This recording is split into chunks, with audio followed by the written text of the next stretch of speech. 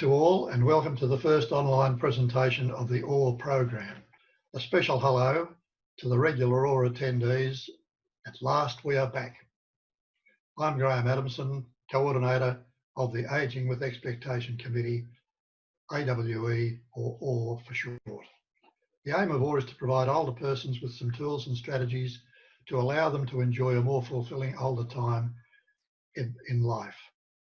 OAR commenced these monthly presentations in February 2018 and continued until March 2020, after which they had to be suspended due to the restrictions imposed by the control of the COVID-19 virus pandemic.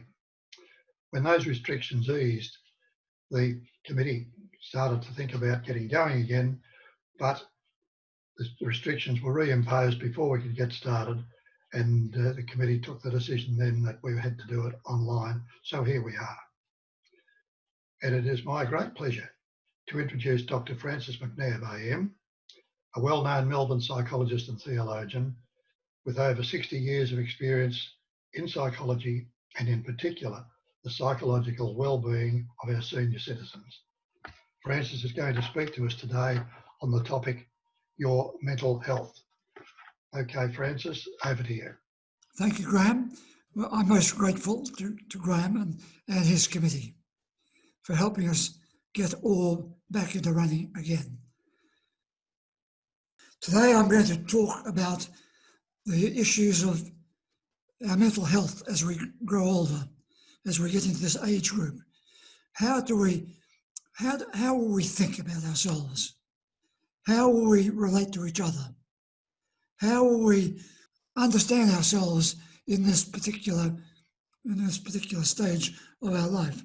So I'm going to talk, in this talk, I'm going to see if I can put it into two major parts. First of all, the pointers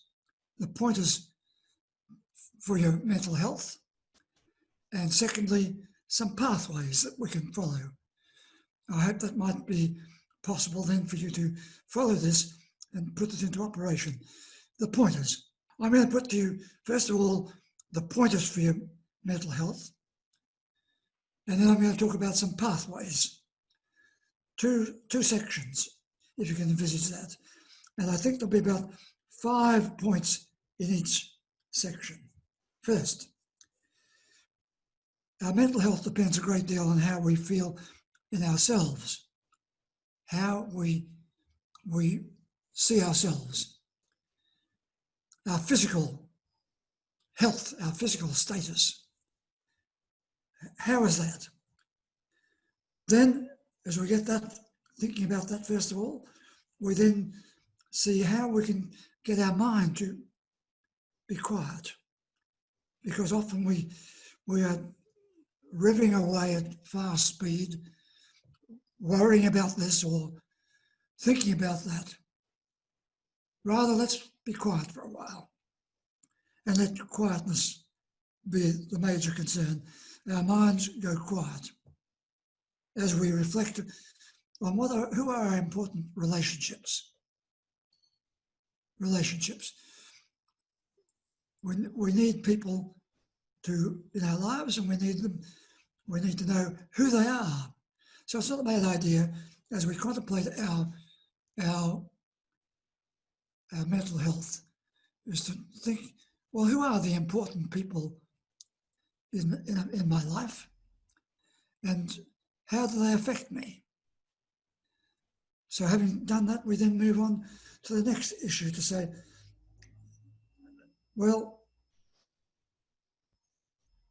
there's the physical side, there's the quietness of our mind, there's the relationships that are important to us, there's ourself, how we feel about ourself, and then finally in this section, the tasks that we need to do. What are the important tasks? How do we manage those tasks? How do we feel about them? How have we done them in the past? How are we doing in the present? And are we worrying about how we'll do them in the future? So there's this issue of time and tasks. So already I've put to you 5 things, and they work out quite nicely if you follow me. First of all was the P was your physical state. Secondly was the quietness of your mind, Q. Then there was your relationships, R. And then yourself, how you feel about yourself, how yourself is behaving with you. And then T, the timing, now, past, present, and future. Time and what about the issue of the tasks? So you see, quite simply, we've got P, Q, R, S, T. So in thinking about your aging and your mental health, I'm asking you to think about P, Q, R, S, T to see if we can get those functioning better for us. And as we do, we'll then move to the various pathways, of which I name some 5 pathways. What are they? How I operate in myself, the self, first of all. I need to have some safe places. I need to feel safe. So, safe environments are an important pathway into our mental health. Think, where are your safe environments? Who are your safe people? That's number 1. And you notice it begins with S. So I'm going to give you five S's. Your safe place is number 1. Number 2, we're often a bit sharp and brittle, so let's soften. Practice softening yourself. Softening your way you talk, softening your way you feel about yourself, softening the way you feel about life. Soften. That's the second S, softening. There are some issues that we need to strengthen. Strengthen the way you feel about yourself. Strengthen your self-worth. Strengthen your self-confidence. That's your third S. The fourth S is to say, who are my support people? Where are they? And get them in place. Number 5 is to find the right satisfactions. So if we can all think about ourselves in these 2 major ways. First, the pointers towards your mental health. What are they? And then secondly, can we develop these pathways, which I've given in terms of 5 S's, just mentioned. So I've said the pointers are P, Q, R, S, T, right? And then the pathways are S, S, S, S, and 5 S's. We all want to find a safe place where we feel comfortable, where we feel confident, where we're able to put all other anxieties to aside for a moment and be ourselves. Now that's very difficult at times, because if you're like me, trying to do this presentation with nobody sitting in front of me, you would know that it's very unsettling. You don't know whether people are listening to you or not. But then you have to be confident to say, well, the person managing this machinery will blot out my stumbling and let me get on with it. So how to be safe, how to be present to myself, how to be present in the situation where you are, and say, now this is comfortable. Rather than worrying about it, being anxious about it, you say, how to be, now I'm going to practice being confident and comfortable in this place. Not in some other place, but in this place. So I've got to see how I can put aside the worrying and the anxieties that can so quickly jump into the picture and feel that this is safe. We need our safe places. So practice identifying your safe place and be aware that you can identify your unsafe place and avoid them. Avoid the unsafe places as much as you can, so that you can say, I don't need that. Put that to one side. I might want to be present to this place. Practice being present in the safe, your own safe place. S1, safe. S2 was to soften, to be able to soften some of the harsh points, your own anger, your own impatience, your own sharp rejoinders, soften them a bit. That's better. And when you soften them, say, yeah, I feel better when I have those softer parts of me begin to emerge and be present. That was S2. S3 is to strengthen. Strengthen your self-confidence. Even in the point where you think your confidence is sagging, come back and say, just a minute, let me refocus and strengthen myself in that confidence. We need to strengthen our self-worth. S4. Look around you and say, who are the supportive people? Who are the people who give me support? Can I identify influences around me or out there somewhere which are very supportive to me? I feel that they are positive, supportive influences. So that's the S that we need to find. Supportive people, supportive influences, supportive thoughts of myself. Good. 1 was to be safe. 2 was to soften. 3 was to strengthen my self-worth and my self-confidence. 4 was to find supportive people, supportive influences, supportive relationships. Look for them. They sometimes are hard to find, but identify them, and if not, create them. Imagine them. Allow them to be present for you. And then, number 5, you start to find some satisfactions. And when satisfaction is about feeling those good patches, knowing those good patches, and saying so. Recognizing the good experiences and saying so. Recognizing the good self and saying so. I feel good about myself when I do that, when I'm in that zone. So there we've got these 5 things: a safe place, softenings, strengthenings, supportives, and satisfactions.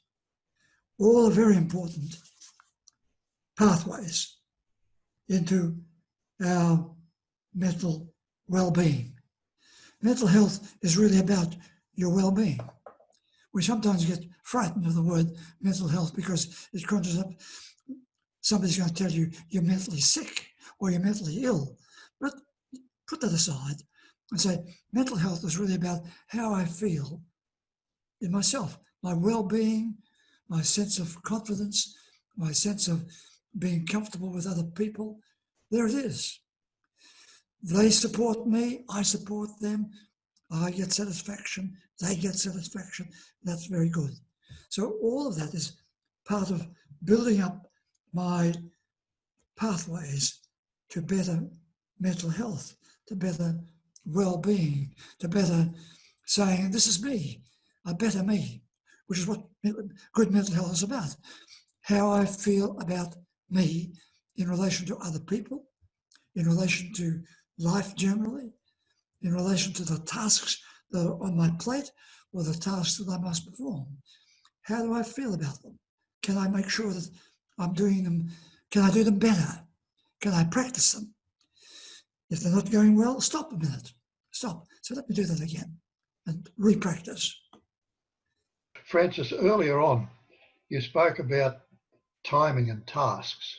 So can you expand on that? Timing is very important because we're all jammed up with time. When did this happen? Somewhere in the past. So that's time.